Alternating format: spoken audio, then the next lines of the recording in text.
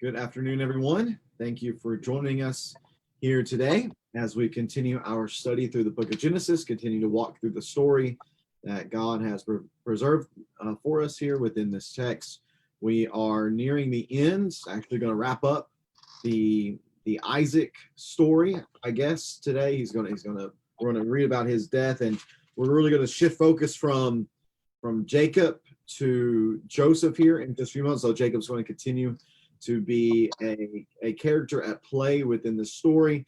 Just to bring you up to speed where we've been here in Genesis, we obviously began in the beginning. And in the beginning, God created the heavens and the earth, and he created the whole world that we see all around us.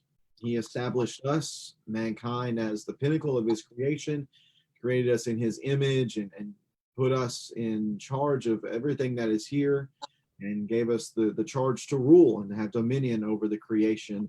Unfortunately, whenever Adam and Eve were tempted by the serpent in Genesis 3, they fell and were expelled from the garden, and that shifted focus from the story being in a place where God's place and man's place perfectly overlap to the story really being mostly where man's place is, and the interactions between men and men, and then men and God as well. And those first few chapters, we really looked at the story, and we see the story as being God's interactions with man as a whole, the world as a whole, because it goes from Adam and Eve to then their sons Cain and Abel, and then their son Seth and the descendants and Noah, and it goes from Noah to his family, and then what takes place at the Tower of Babel. And then after the Tower of Babel, after the three really foundational events of history, the fall in the garden, the sin that led to the flood wiping out the world, and then finally the rebellion at Babel that scattered the world and created all the languages. Then God's focus, it shifts from the world as a whole to a single family, and that family, the main patriarch, is Abraham, and we followed Abraham through his journey in the birth of the son of promise, which would be his son Isaac. And then we have gone from Isaac now to Jacob, and read about his story and his family, his interaction with his brother Esau. And then after today, beginning on Tuesday, we're going to focus more on Joseph and his brothers and the story that Joseph plays here within Genesis. But as we conclude Isaac's life here today, we're going to look at some happenings that took place within Jacob's family. Up to this point, the emphasis has been on his sons, but in this chapter 34, we're actually going to look at his daughter going through a most unfortunate incident and the reaction that her brothers have. They're going to see Jacob returning to Bethel in chapter 35, and then Alan's going to have some juicy nuggets for us from chapter 36, looking at the genealogy of Esau's family, which is there's so much there, Alan, which is why we have Alan on here. He is our resident. Make sure to leave me about 30 minutes for that. Yeah, that's what I'll need for that chapter. And our viewers all just logged off. We are thankful that you're here with us this afternoon. I hope that this study will be a benefit to all of us. Just again, as I have repeated time and time again, as we're looking at this text, we're going to try to get deep. We're going to try to dig some nuggets out of there. We're going to try to look at things and consider different understandings of different things that take place within the text. All of it in an effort just to gain a fuller understanding. Because as I have said, I believe the more we can understand the Bible, the more we can then understand about God, the greater faith and the greater trust we can have in him through this experience, this learning, this understanding of his word.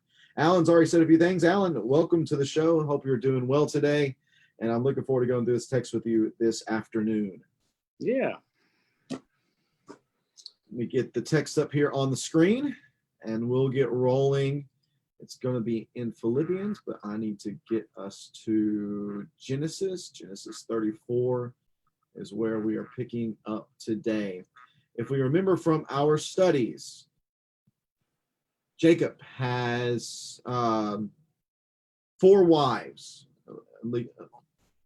To put that plainly for us, 4 baby mamas, maybe might be the better way to define that. He has his 2 wives, 2 original wives, of course, in Leah and Rachel. But then Leah and Rachel each gave Jacob a handmaid in order to produce children through them as well. So with all that taking place, we have up to this point, we have 11 sons. One who has not yet been born, but who's going to be born in verse 35 is Benjamin. But he actually has 12 children because there is one daughter that was given to Jacob through Leah, and that was his daughter Dinah. And we begin reading about her here in Genesis chapter 34 and verse 1, that Leah's daughter Dinah, whom Leah bore to Jacob, went out to see some of the young women of the area. Remember, now they're back in Canaan. And when Shechem, son of Hamor, the Hivite, who was the region's chieftain, saw her, he took her and raped her. He became infatuated with Jacob's daughter, Dinah. He loved the young girl and spoke tenderly to her. Get me this girl as a wife, he told his father. And Jacob heard that Shechem had defiled his daughter Dinah, but since his sons were with his livestock in the field, he remained silent until they returned. And meanwhile, Shechem's father Hamor came to speak with Jacob, and Jacob's sons returned from the field when they heard about the incident and were deeply grieved and very angry, for Shechem had committed an outrage against Israel by raping Jacob's daughter, and such a thing should not be done. Alan, we're in a text that it just, let's be honest, is not enjoyable to read about because something horrible has taken place here. And it's not just this initial action that is going to be difficult to read, but also the resulting actions that come from what takes place here. But Alan, give us a little insight. What do we see as going on here? If we come to this text with 21st century eyes, we come reading this a certain way.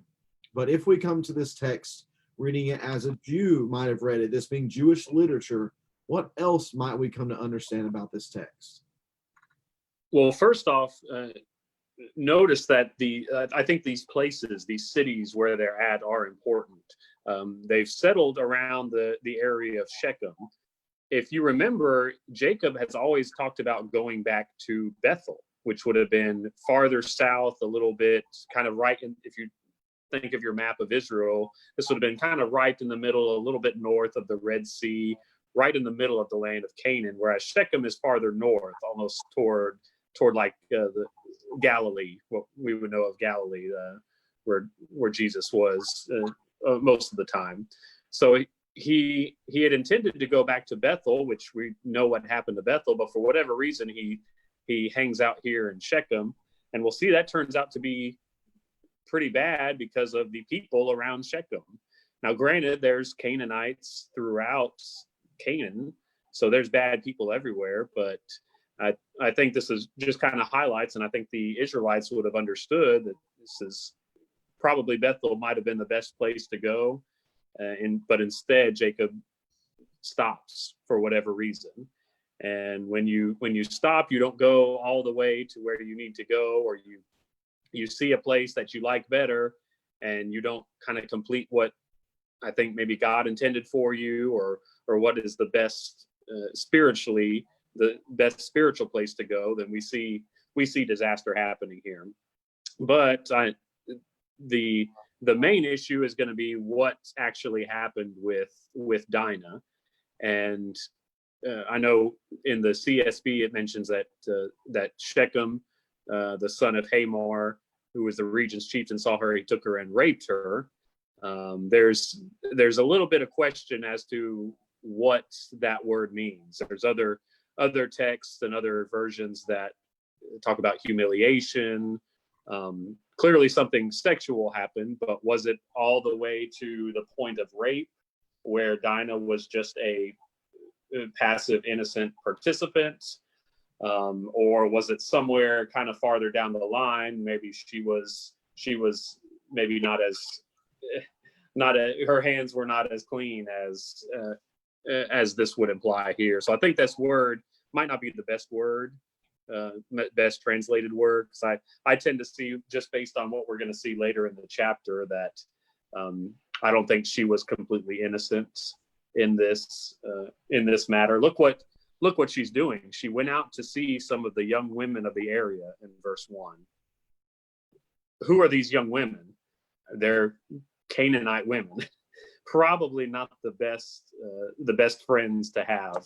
So why is she out among these women being seen? Why is she not staying close to home under the protection of her brothers? Just questions we don't know, but I think that starts to give us an insight as to what actually happened here. In verse 3 and verse 4, notice immediately this doesn't sound like someone that was Shechem does not speak like someone that just raped a girl. He says he loved the girl, spoke tenderly to her, and then asked for this girl as a wife.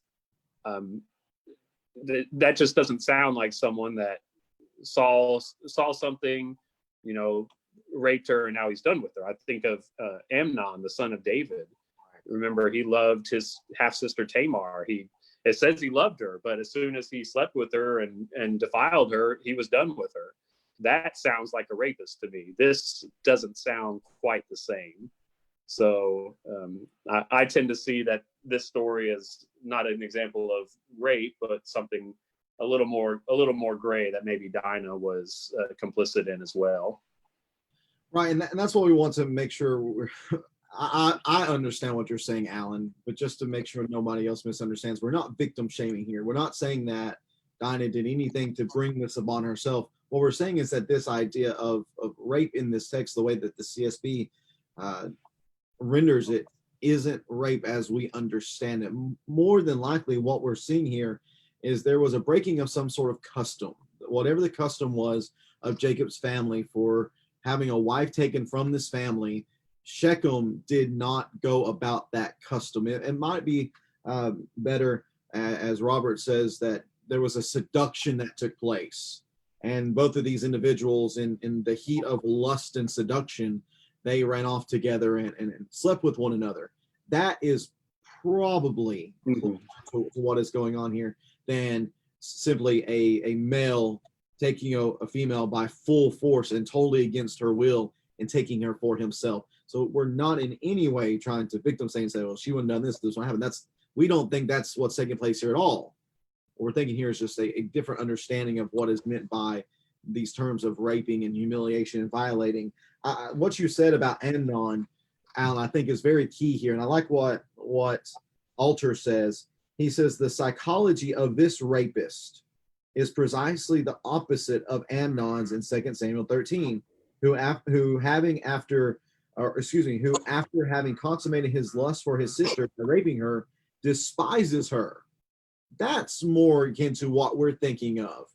But he says here, the fulfillment of the impulse of unrestrained desire is followed by love, which he has further complicates the moral balance of this story. That seems to be what's going on here, is that it was just unrestrained passion that took place here between Shechem and Dinah. And that is what leads into the problems here. And because you can notice at the end of verse number 7, for Shechem had committed an outrage against Israel by raping Jacob's daughter, and such a thing should not be done. Again, if we're reading that 21st century eyes, yes, that should never happen. But we need to understand it from the Jewish literary perspective, and that isn't exactly what is taking place here. But I do want to highlight one more thing, Alan, and maybe get your thoughts on it. Look at verse number 5. That Jacob heard that Shechem had defiled his daughter Dinah, but since his sons were with the livestock in the field, he remained silent until they returned. It doesn't seem throughout this text, I never really see Jacob's outrage. What I see here in verse 7 is that Jacob's sons returned from the field when they heard about the incident and were deeply grieved and very angry. The anger of this, whether it is, as we understand rape to be rape, or whether it is customs not being followed in the appropriate manner, whatever the situation is, they're the ones that are extremely upset, not Jacob himself. Alan, what do you make of this reaction of Jacob? We've talked about this a little with the custom back then of the brothers taking a key role in the marriage of the sister. If you remember, that happened. Well, really, that's why Abraham and then Isaac would always say that their wives are their sisters, because if you were trying to marry a girl, you wouldn't go to the father, you would actually speak with the brothers about that. The father was more worried about marrying off his sons. So he didn't worry as much about who the daughters married. So that would fall to the sons to take care of their sister. So that's why they would always come to Abraham as the brother and try to take Sarai, or Isaac as the brother of Rebekah. That's why they said that each time. Same thing here. We see Jacob kind of taking a back seat in this story. And the brothers of Dinah, specifically, remember it says that Dinah is the daughter of Leah. Mm-hmm. So she has a lot of half brothers, but she's got some full brothers. That would have been Reuben, Simeon, Levi, Judah, and then what are the other two? Like Gad and Asher. There were two more. So she would have 6 brothers by Leah. That would have been full brothers. So they are the ones that kind of they would take the lead in terms of negotiating who she would marry. So that's why they're prominent in the story. But so Jacob is taking a back seat because of that. But also, I think it's key that he is silent. He is kind of taken a passive role here. Honestly, I mean, I've got a daughter. You've got 2 daughters. If my daughter was actually raped and she was completely innocent and violated in that way, I'm not going to react passively like that. Nope. If this was something a little more down the road of, she was a little more complicit in that action, then obviously, I mean, I'm still going to be upset and ticked off, but I'm not going to react violently in the same way that I would if, someone had attacked my daughter in that way. Right. So I think that is just a little more information to kind of give us a clue as to what's precisely is happening here. Right. Who did you say? It's Reuben, Simeon, Levi, Judah, and then Issachar and Zebulun. Yeah. Okay. I don't even remember who exactly you said, but those are the 6. She has 6 brothers herself, and then 1, 2, 3, 4, 5, 6, and then she's gonna have 6, of course, half brothers through other women who are the wives of Jacob. Yeah, so it is just you would imagine with any sort of situation like this, there's going to be anger.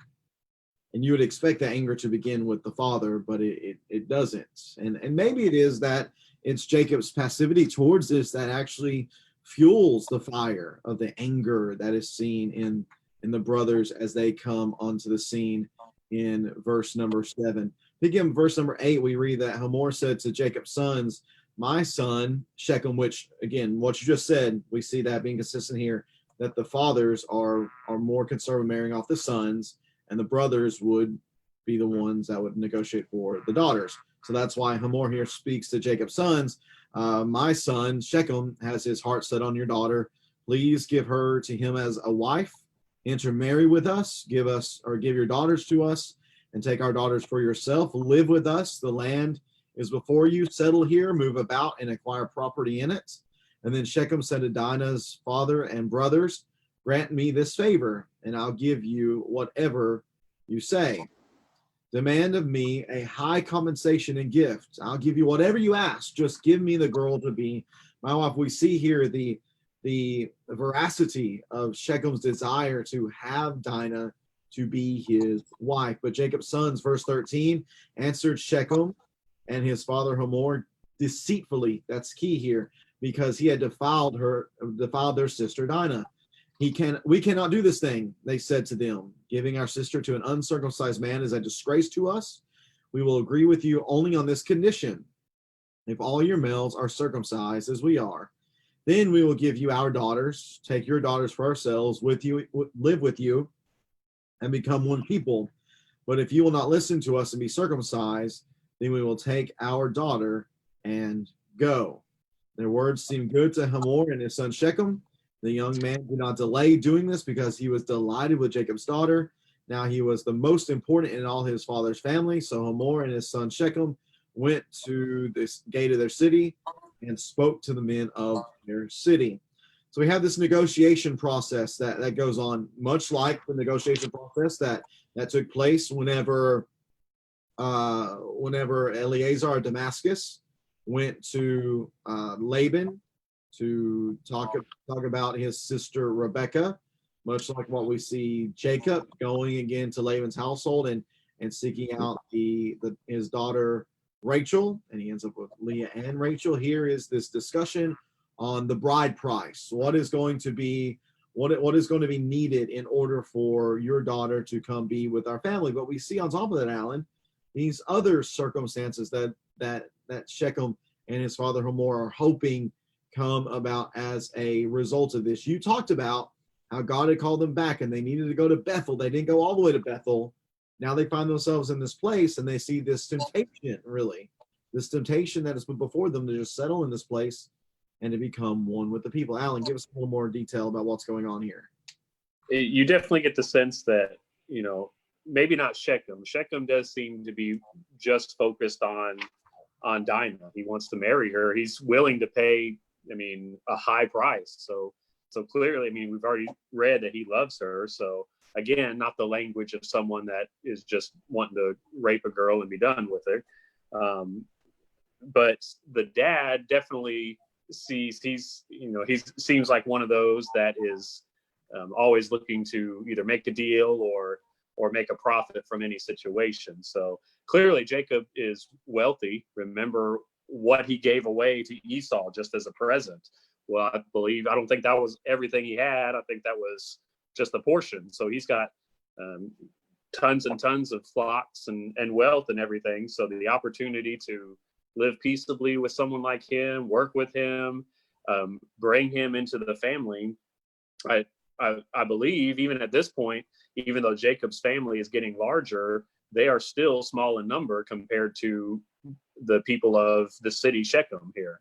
So I would assume that Hamor is just thinking they will kind of seamlessly blend into the family, will intermarry, and eventually they'll just become part of the whole city, and including their wealth as well. So that's usually what happens. The bigger group would assimilate the smaller group, and eventually the smaller group just is non-existent. It's part of the bigger. Right. So that's really the threat to Jacob and his family. They are supposed to be separate. They are supposed to be their own nation, not just assimilate and eventually disappear into the Canaanite nation. So a big threat actually to what the promise to become a nation in and of itself. Right, and we've seen this already a couple of times in a few different instances. For example, Abraham sending his chief of staff, Eleazar of Damascus, away from the Canaanites to find a wife for his son Isaac. We see the same thing, Jacob being sent away by his father and mother to go find wives outside of the women of Canaan. And we see a negative example of this not being done with Esau. And if we go back in the text and we look back in, let me see here. We look at, there's one particular, let's see. Right before Jacob leaves. Yeah. Esau's family. Yeah. So chapter 26 and verse 34, when Esau was 40 years old, he took as wives Judith, daughter of Beri, the Hittite, and Basemath, daughter of Elon the Hittite. They made, this is the key verse I'm trying to find, I was looking for here. They made life bitter for Isaac and Rebekah. We can skip ahead the next chapter 27 and verse 46. So Rebekah said to Isaac, I'm sick of my life because of these Hittite girls. If Jacob marries someone from around here like these Hittite girls, what good is my life? So we see that this intermarrying is not something that even the family members recognize as being a good thing. And of course, the whole idea from the other side, from these Hivites, from Hamor, is to bring this family in, and all that's going to do, as you mentioned, the smaller would assimilate into the large. That's what would normally take place. It not extremely logical for the larger to assimilate into the smaller. And that seems to be the understanding that Hamor has. And it also seems to be understanding that Jacob's sons have, because they're thinking, well, we're not going to send our daughter and join family with these uncircumcised pagans, which is why we see in verse number 14 that there is this demand that is made. We cannot do this thing, they said, giving our sister to an uncircumcised man is a disgrace. So we'll do this. We'll do this if you become like us. That's the agreement put forth by Jacob's sons. You have to become like us in this way through circumcision, which makes it all the more interesting beginning in verse 21 when Hamor and Shechem go back to their own city and they go to the men who are in the gates, which have been the leaders of the city. And then notice the way they phrase this proposal. These men are peaceful towards us. They said, let them live in our land and move about in it. For indeed, the region is large enough for them. Let us take their daughters as our wives and give our daughters to them. But the men will agree to live with us and be one people only on this condition. If our men are circumcised as they are, won't their livestock, their possessions, and all their animals become ours? Only let us agree with them and they will live with us. There's a reframing here of the proposal that's put forth. The way Jacob's sons are saying is, you need to become like us. Well, here the way Hamor is putting it forth is, they're going to become ours, which is obviously going to make this proposal, this deal, seem more inviting to the men of the city. And that brings about the results of the men in verse 24, that they listened to Hamor and his son Shechem, and all those men were circumcised. So they bought into this. They said, okay, if we're going to gain this family and gain this wealth, because what it is at this point, it's one family joining into an entire city and territory. If we could gain all this wealth in this one family, then yeah, let's do that. And yet, I want to go back. I want to go back up here, just a few verses, and I want to find a single word, and that word is right here. The word is deceitfully. I'm even going to highlight that. What's a good? We'll just do blue. There's no red. I was going to do red. But Jacob's sons, verse 13, answered Shechem and his father Hamor deceitfully. Because what was the plan all along, Alan? The plan is what takes place in verse 25. You want to read that for us, Alan? Beginning verse 25?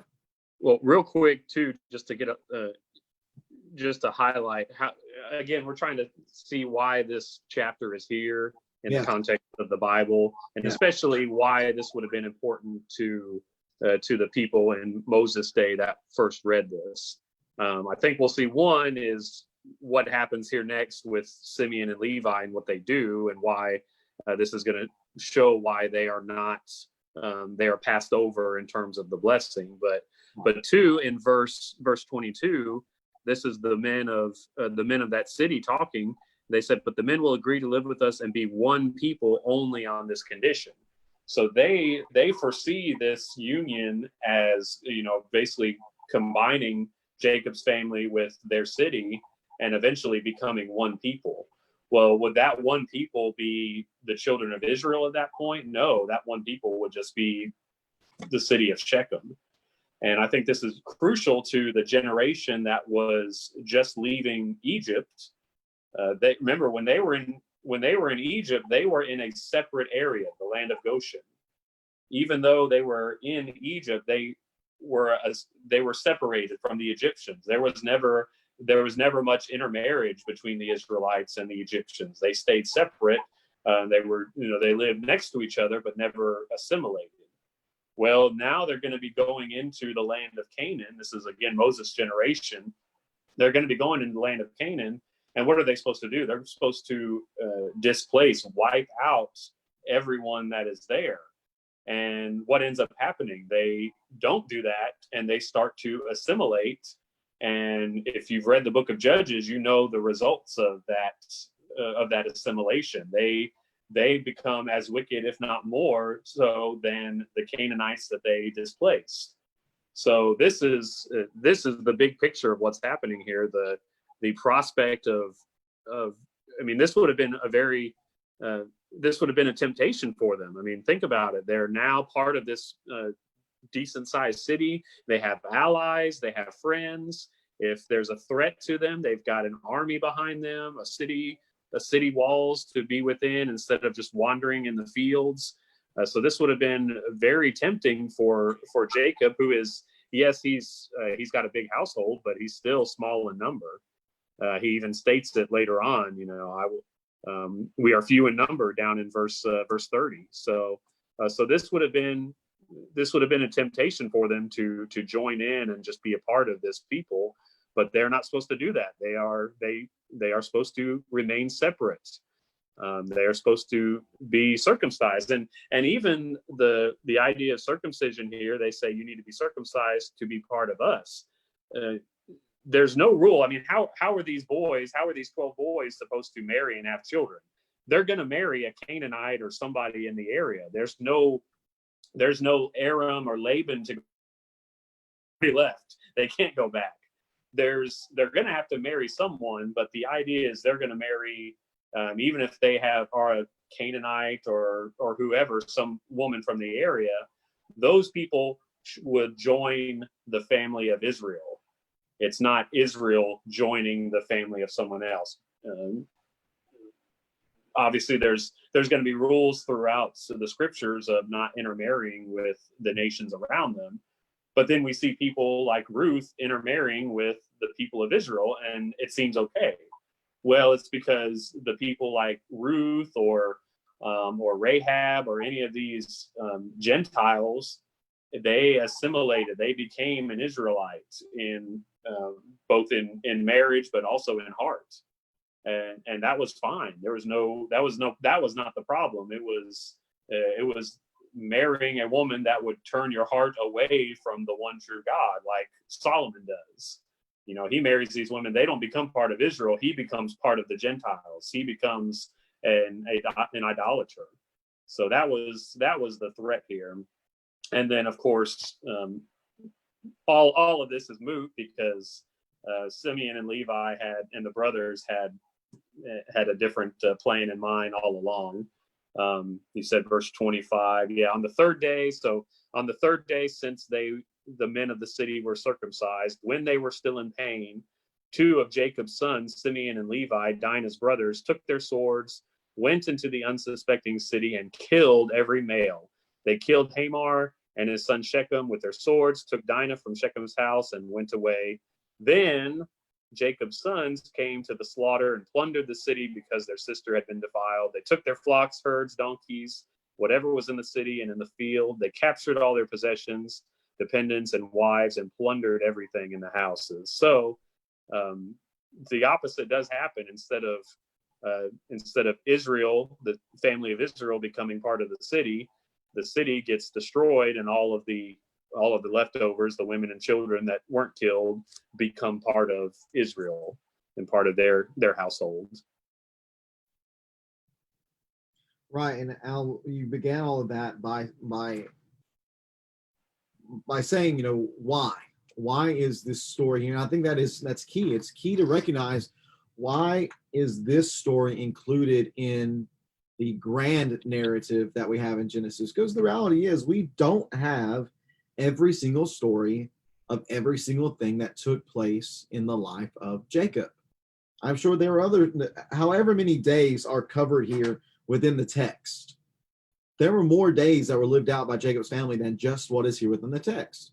So why this story? And I believe you're tying it into as Israel is exiting Egypt, and they're on this Exodus journey, and they're getting ready to go into this land. Why is this story here? To help them to recognize the people of this land are evil, wicked people. And whenever you interact with them, there are going to be negative consequences. So that's well done, Al. I really appreciate you making those connections and helping people to see why this narrative is constructed as it is. We need to realize that the Bible that we have, especially the narrative portions of the Bible, it isn't just that Moses is sitting here and thinking, okay, well, what story can I include in this day of my writing the history of Israel? No, these men were inspired by God and were moved to record certain things that would help teach the people who originally had this history delivered to them, but then also for us, that we can learn from those stories as well. Thank you so much, Alan. That was excellently done. And we pick up at verse 30 now and see the results, and just highlight the end, Alan, what you said. Who's going to assimilate into who? Who's going to become who? Look at verse 29. They captured all their possessions. dependents and wives and plundered everything in the houses. Instead of Israel assimilating into the Hivites, those who are left over, the Hivites, which have been the children and the wives, they're now going to become of the household of Jacob.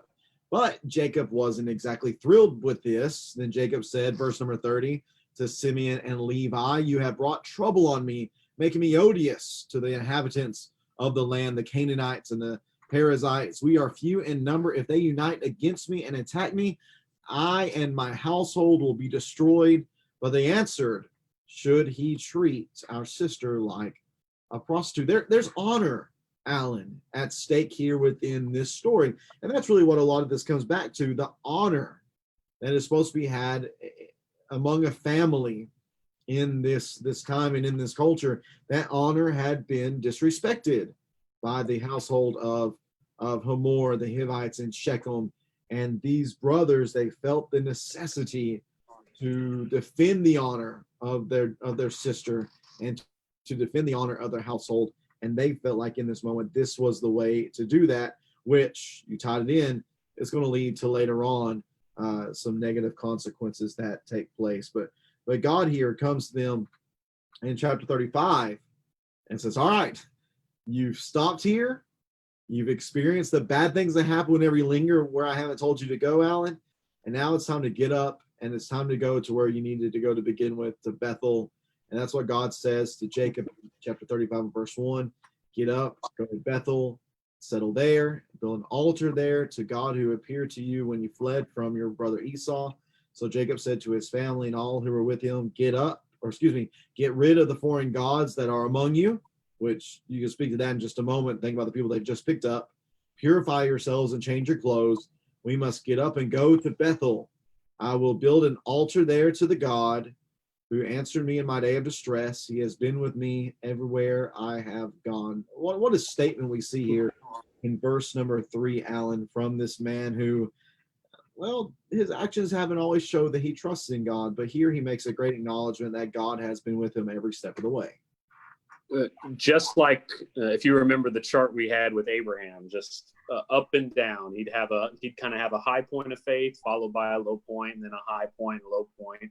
Well, I think we just saw a pretty low point with Jacob in right at the end of chapter 34. His statement to Simeon and Levi in verse 30. Notice what he says: "We are few in number. If they unite against me and attack me, I and my household will be destroyed." Well, what just happened the previous chapter? God delivered him from Esau. He was about to be destroyed from Esau, or at least he thought he would, and God delivered him. So you would think, okay, God's rescued me from the hand of Esau, who was more than able to just destroy our house. So clearly he's with me. And then all of a sudden he's afraid that his house will be destroyed by the Canaanites and Perizzites. Just again, kind of an up and down moment of faith. Well, now we're back up here. And I like verse 1 in chapter 35, when God says, who build an altar there to the God who appeared to you when you fled from your brother Esau, just reminding him that, hey, I took care of you when you fled from Esau. I took care of you when you returned, and he was coming after you with 400 men, and I made sure that everything turned out okay. Well, now that's me. Don't forget me. Get to Bethel right now. And to Jacob's credit, he not only does he do that, he also makes sure to get rid of the foreign gods, and he starts to take a little more of a proactive and leadership role in the faith of his household as well. Oh, and his statement, I like, he has been with me everywhere I have gone. Verse 3, I think is just a wonderful statement of faith there from Jacob. So we're back on a hill here of faith, away from that valley. Right, and you see that not just in the admission that he makes and God having been with him, but also the command he gives in verse number 2 to get rid of the foreign gods that are among you. And that's what they see in verse number 4. Then they gave Jacob all their foreign gods and their earrings and hid them under the oak near Shechem. So you had the the idols, not only that might have still been with, or that were probably still with him from the time of coming out of Laban's household, but also any idols that might have been picked up whenever they were destroying the city.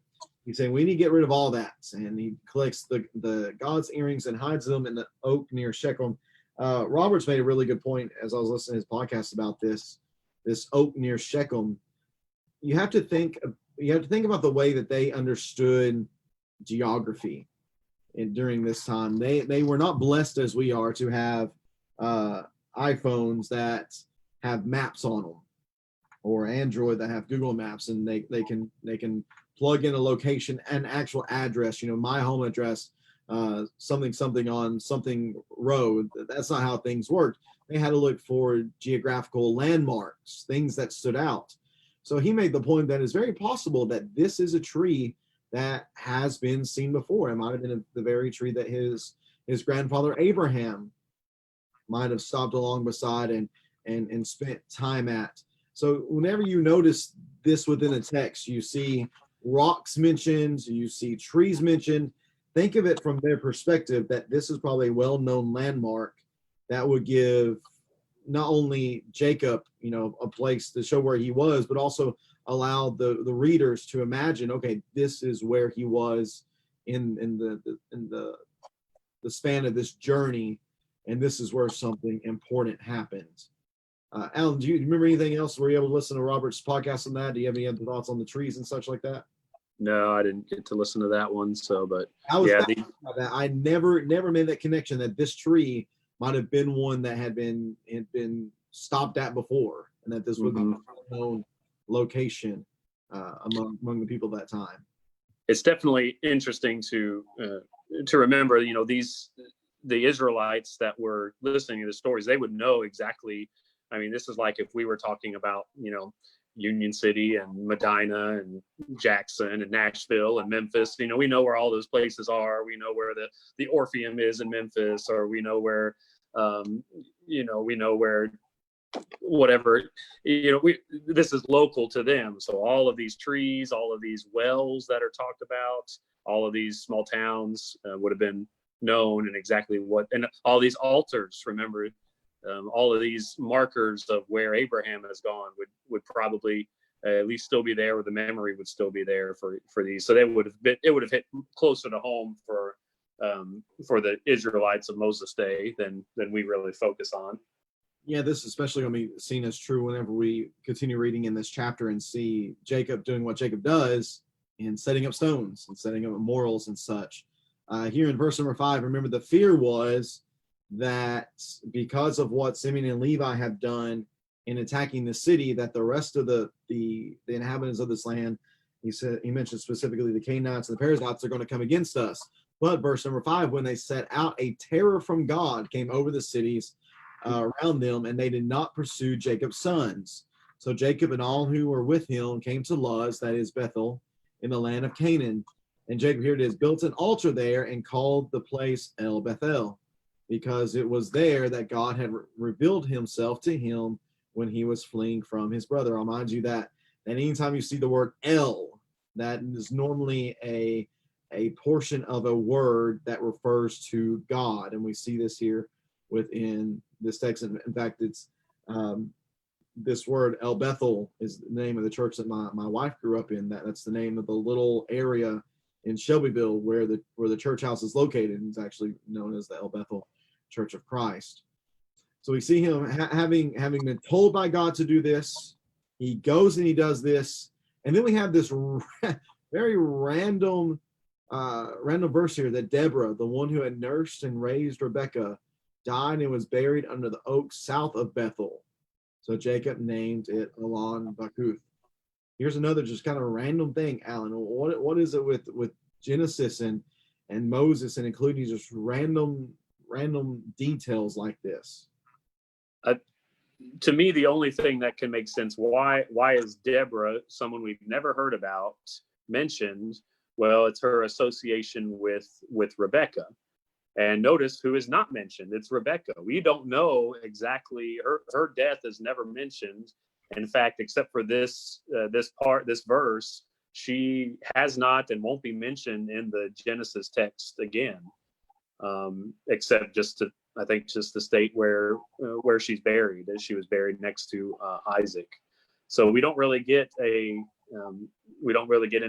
information about her death. Well, contrast that to Sarah, who there was a whole chapter just about finding a tomb for her to be buried. Compare that to Rachel here, who's at least going to be, we at least told why and how she dies later in this chapter, in childbirth. We don't hear about Leah's death, but Jacob mentions her as having been buried in the same place that Abraham and Sarah, in that same tomb at Mamre. So I think the reason this is there is just to highlight that Rebecca's not there, and that would go back. That can kind of be your own study, but I think that maybe highlights Rebecca's a little bit of Rebecca's guilt in her deception of Isaac. When she had Jacob pretend to be Esau. That really, it's kind of sad because she really starts out as a very strong, positive character. If you remember, she was someone that when Abraham's servant came to the well, she watered all of his camels. I mean, just a wonderful, hospitable gesture. So she's seen very positively for a while, and then she's seen negatively with the deception of Isaac. So I think literally, I guess would be the word. I don't know if that's the right word, but in the context of the literature here, to me, that's just highlighting that maybe this is almost her punishment, if you will, that she doesn't get a mention of her death, and instead it's just a random nursemaid instead. So that's about the only thing I can come up with that verse, but it makes sense, because they're to highlight and talk about someone's death would have been very honorable, and to not do that would be kind of shameful. So she's paying the price just in the narrative. The narrative character of her is paying the price here for her sins. And you would have some who would agree with that. Watke is one who would agree that this is emphasizing someone who is seen in a better light than Rebecca herself. Luther says the same thing. Kill says the same thing. But another writer, Matthews, he writes that her death is included to symbolize the end of the prior generation, that she represents the older generation, as does Isaac, whose death is going to be spoken of here in just a few moments. And of course, she is mentioned here because this is where she passes, and it's where she is buried here at Bethel. Verse number 9, as we continue on, God appeared to Jacob again after he had returned from Padan Aram. He blessed him. So we have another blessing. We had Jacob being blessed again back in, let's see here. We see him blessed in chapter 28. We see the Lord speaking to him again in chapter 31. And then we see him again speaking to Jacob in chapter 35, that God said to him, your name is Jacob, and you will no longer be named Jacob, but your name will be Israel, which we've already seen a couple chapters ago at the wrestling with the man. When he named him Israel, and God also said to him, I am God Almighty, which is the Hebrew term El Shaddai. Be fruitful and multiply, a nation indeed, an assembly of nations will come from you, and kings will descend from you. I will give to you the land that I gave to Abraham and Isaac, and I will give the land to your future generations. Then God withdrew from him at the place where he had spoken to him, and Jacob set up a marker at the place where he had spoken to him, a stone marker. He poured a drink offering on it and anointed it with oil, and Jacob named the place where God had spoken with him Bethel. Again, just noticing in that the El there, representing God, in that Hebrew term, I am the God Almighty, El being God, Shaddai meaning mountain. You think about mountain, a strong landmark, a strong geographical feature. Here is God referring to himself as I am God Almighty. Alan, what do you think about the Lord here stating something to Jacob that's already been stated to him before. Again, going back to chapter 32, beginning of verse 24, where Jacob wrestles with God. There his name is changed. But here is the Lord reaffirming that in chapter 35. He never he never comes to any of these patriarchs, and I mean we've seen this several times over. God comes to the patriarch and just talks to him and kind of gives these promises again. They're never just random. They usually come after some sort of, if not a traumatic event, then an important event in the text.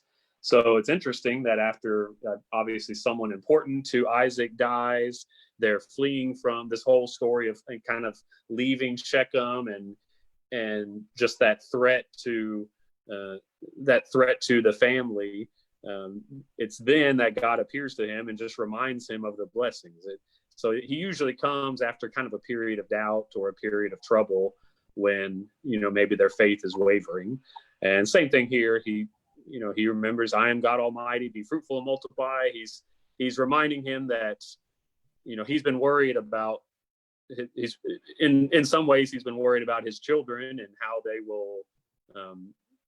they will procreate, how that line will spread. And God's reminding him that he's taking care of it. Don't worry about it. You're going to be an assembly of nations. Kings will descend from you. This land, of course, he's kind of on the move right now, so he doesn't know where to go, where he's going to live.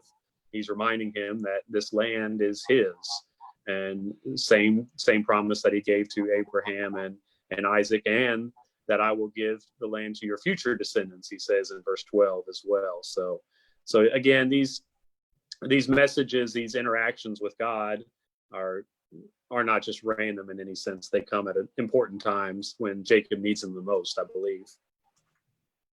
Correct. I would agree with that.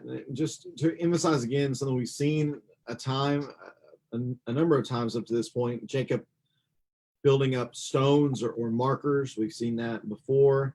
Within the text, we see it here again, verse 14, that he set up a marker at the place where he had spoken to him.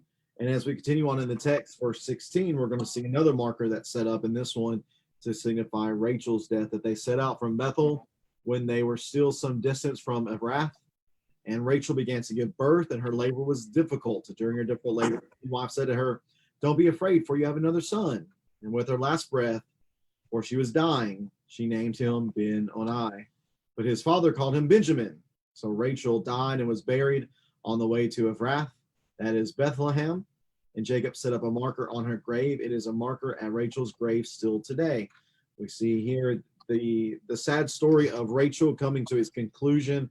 We noted back whenever Jacob first laid eyes on Rachel that he wept whenever he saw her. And we said that at that moment, those were tears of joy. Obviously, he had found someone that he loved and would come to love, but those tears were also foreboding because they would eventually come to represent sad tears for the fact that she died in childbirth and never even made it all the way to where the family was going. She died on the way to Bethlehem and never actually reached the location. And yet here to signify that death and the burial of Rachel, we see him setting up a marker on her grave, and that little kind of parenthetical statement, it is the marker at Rachel's grave still today. For those who are reading this, they would know exactly where this is. Some might have even visited this place. And here we have another changing of names, Alan, that whenever Rachel goes to name this son Benjamin, that he's come to known to be as Benjamin, she names him Ben-Oni, which means son of my sorrow. But Jacob doesn't want that to be the remembrance of this young man's name, so he names him Benjamin, which means son of my right hand. So in this portion of the story, we see names again coming into play and having some serious significance. Kind of an interesting note here. The direction they're traveling from Shechem in the north. They've passed through Bethel, and they're heading south, actually toward where Isaac would have settled and lived. Remember, he comes back, and it seems the last we've heard of him, he's around like the Oaks of Mamre, where Abraham probably spent the bulk of his time in Canaan. So that seems to be their home base. And what's interesting about that place, that would have been around where the tomb of Abraham was that he had bought. So he had purchased this family tomb from in that area. And of course, Abraham is buried there. His wife Sarai. We would assume at this point Rebecca's probably dead, so she's probably there as well. And Isaac is living there. He's going to be buried there. Why does Jacob, who is, if they're in Bethlehem, that would have been around Hebron. So look, Bethlehem and Hebron in that map are next to each other. Why does he bury Rachel where she dies and not just carry her another 20 miles or whatever it is to the family tomb? And we'll see that later on, Jacob mentions that is where he buries Leah. So Leah gets a burial in the family tomb right next to the other patriarchs. Rachel gets just a common burial where she died in the same place there in Bethlehem. So I wonder, of course, where someone is buried is obviously of great importance to the culture and the Israelites of that day. So I think what we're seeing there, of course, we know that through Leah will be the royal line of Judah, and through Rachel is not the first wife. It is actually going to be Leah, who was the wife of most importance, through whom her children, her son Judah, that is through whom the blessing will pass. And of course, through Judah is the kingly line of David, and eventually the seed promise comes through the line of Judah, Christ. So I don't know exactly what Jacob knew or what he understood, but it's interesting that Rachel is not set up as the preeminent wife in her burial, whereas Leah is. Even though Rachel is clearly the most loved in her lifetime, Leah is the more highly regarded one in her death. Right, and you mentioned the fact that Judah is going to be the son of promise, and somebody might be following along with us and thinking, well, hold on, why not the firstborn? Well, why not the secondborn? Why not the thirdborn? Why is the fourthborn the one through whom the messianic promise ends up coming? And we're going to read about that here beginning in verse 21 of Genesis chapter 35, that Israel set out again, and he pitched his tent beyond the tower of Eder. And while Israel was living in that region, Reuben went in and slept with his father's concubine Bilhah, and Israel heard about it. This right here gives us some insight, Alan, that's going to key us into what takes place later on, specifically in Genesis 49, concerning the blessing of Reuben basically being passed over. So notice that Jacob had 12 sons. Leah's sons were Reuben, try not to sing it, Alan, Reuben, Simeon, Levi, Judah, because it's not in order, Issachar, Zebulun, and then Rachel's sons were Joseph and Benjamin. The sons of Rachel's slave Bilhah were Dan and Naphtali, and the sons of Leah's slave Zilpah were Gad and Asher. So there's something going on here. This isn't simply a move here from Reuben to, he was just had lusting for Bilhah, but there's a little something more beyond that for this, Alan. Why don't you clue the audience into that in case they're unaware of what Reuben is trying to make a play at here. I think we've seen a little bit of example of this before. The idea of kind of usurping power. This would have been very common. I think we might have seen this in the instance of Ham and his father Noah. If it's if you remember, in that chapter, Ham goes in and it says that he uncovers his father's nakedness. Well, if that is an example of him basically sleeping with Noah's wife, whether that be his mother or a stepmom, then that would have been basically a power play. He's trying to assert himself as higher than his father. Same thing here. We have Reuben sleeping with his father's concubine. Later on, we'll see the same thing with one of David's sons, Absalom. If you remember, Absalom, when David has to flee from the city, and because Absalom is basically declared himself king, and he's got a following, so David has to flee. Well, while David's gone, Absalom is the de facto ruler of the city. What does he do to establish his authority? Well, he takes his father's concubines and sleeps with them. Mm-hmm. So this is a common practice, just to basically say, hey, look, who's more powerful, this old king or me? He can't even defend his own wives. I'm sleeping with I took his wives from him, and he was not able to do anything. So whenever you see something like this, there's usually more than just I don't think this was just lust, or they just kind of fell in love or something. I think this is kind of a power play move on the part of Reuben to maybe he's the oldest, so he wants to take. I mean, he's the firstborn already, but maybe some impatience. He sees Jacob as kind of a passive, a weak father, which granted he has shown that so far.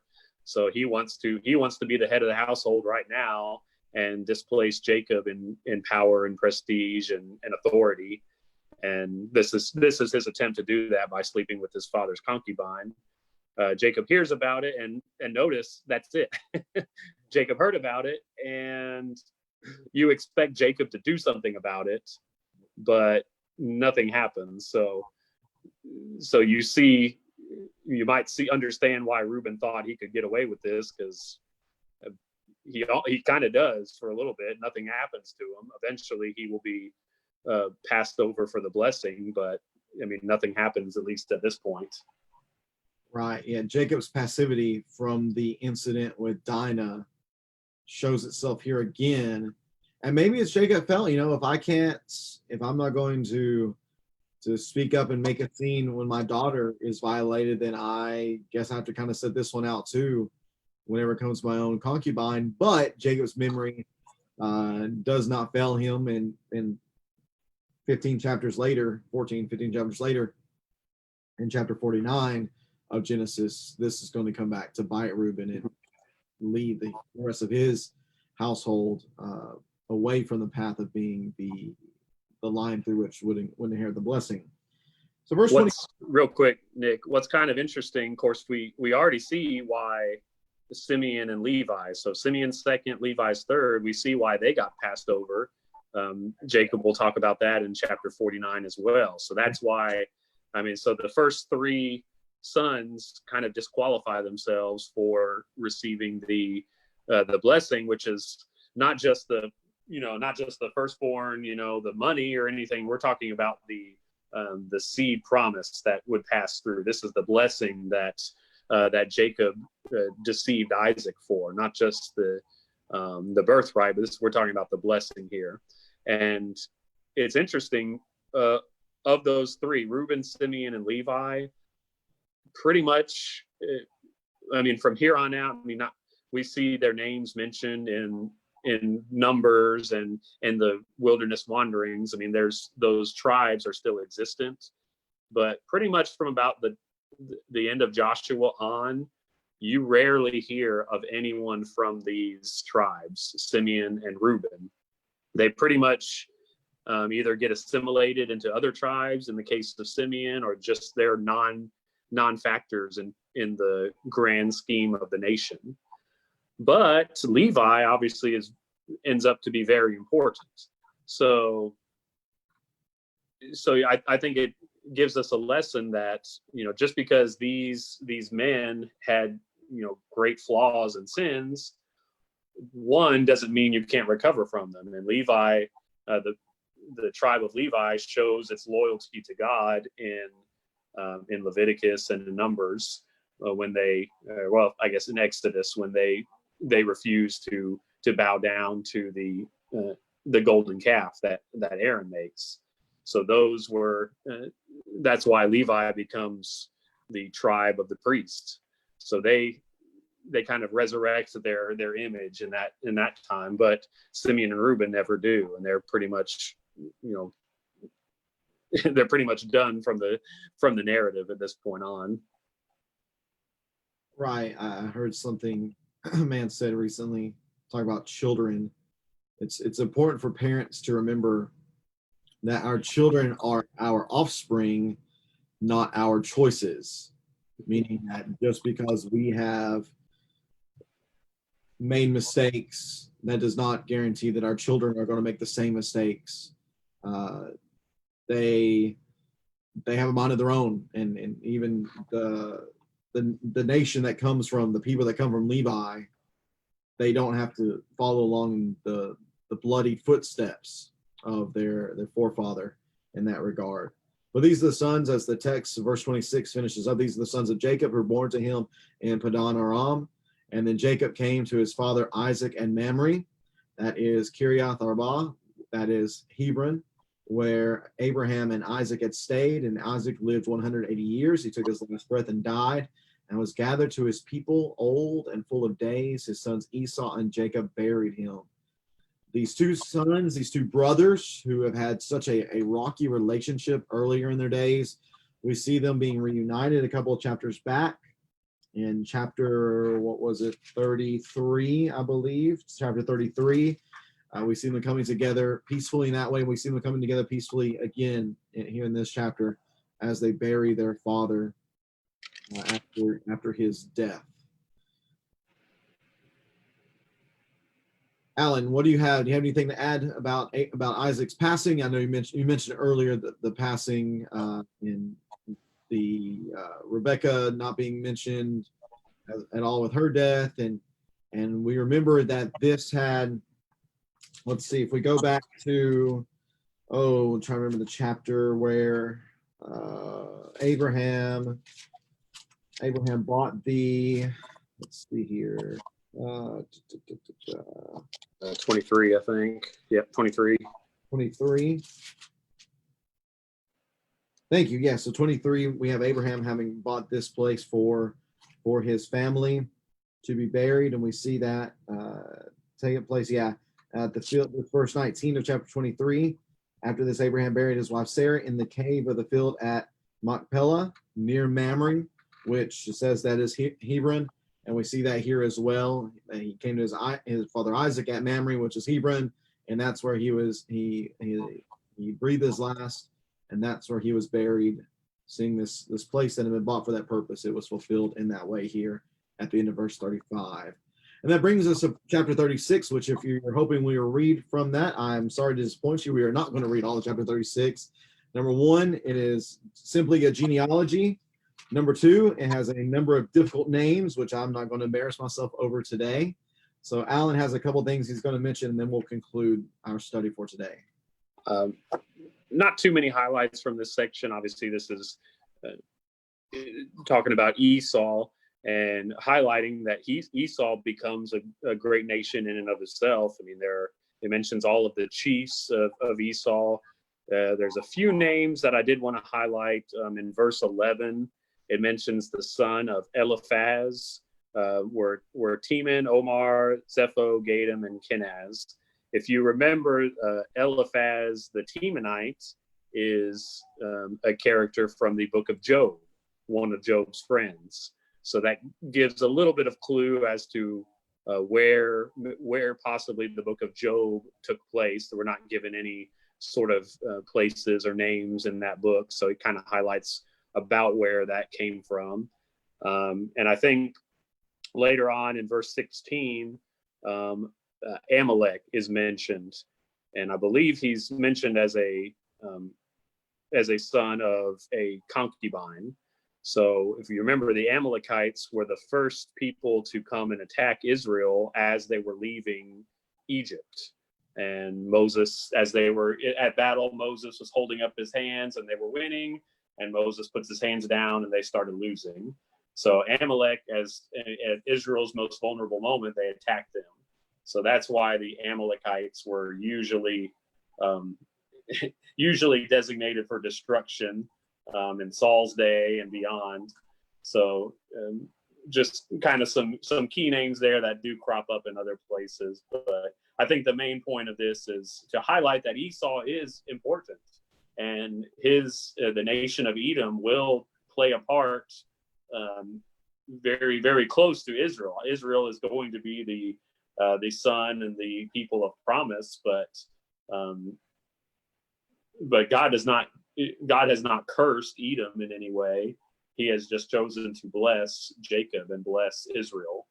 But Edom still is blessed in very similar ways in terms of growing as a nation, just as Israel is. But they eventually disappear, and we don't know about them anymore today. But Israel, through Israel will come the blessings, especially Christ.